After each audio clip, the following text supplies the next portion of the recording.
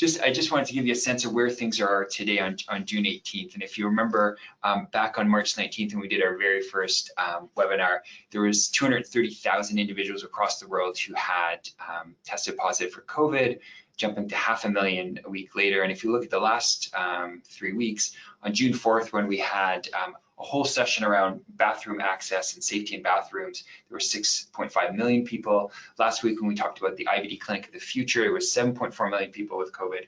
And today, over 8 million people have tested positive for COVID, and over 450,000 have passed away. I just want to show you this graph here. I haven't actually shown this in some time. It reflects countries that have had at least 10,000 cases, with green countries having about 1 to 50 cases per 100,000 people, yellow being 50 to 200, red being 200 to 600, and I've added this purple of greater than 600 cases. And then one of the reasons I wanted to show this data is just to highlight the fact that there's been a shift in the early days. Asia was the predominant country, and then we had a flip between Europe and US, followed by Canada. And now what we're seeing is a lot of outcomes happening in Latin America and the Middle East. And so we really are seeing these countries now, and also including cases now in Africa as well, really just showing the global nature of this disease. When we turn our attention to Canada, if you remember, 780 cases back on March 19th, 3,400 on March 26th. And if we look at the last 3 weeks, if you remember, on June 4th, there were 93,000 Canadians who have tested positive for COVID. On June 11th, that number was at 97,000. And as of this week, we're approximating nearly 100,000 Canadians who have tested positive for COVID, and over 8,000 who have passed away. These are the number of cases per province, and again, we can always see that the highest number of cases are highest in Quebec and in Ontario, which are the most populous regions. And then when we look at the incidence of COVID per province, we see that Quebec remains to be amongst one of the hardest hit provinces. And if you remember that map I showed you of the world, Quebec's incidence is on par with some of the hardest hit countries in the world. You can see here where Ontario is at 226 cases per 100,000 people living in the province.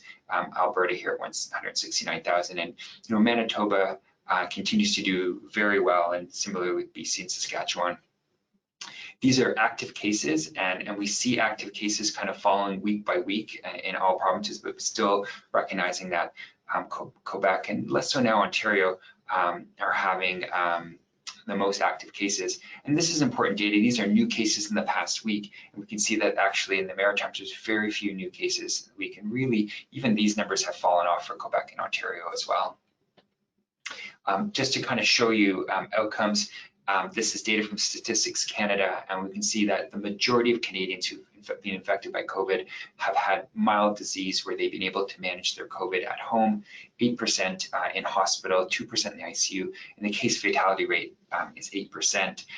Again, this is stratified by age, and we can see that if you're young, under the age of 20, the vast majority of children have, recovered from COVID at home.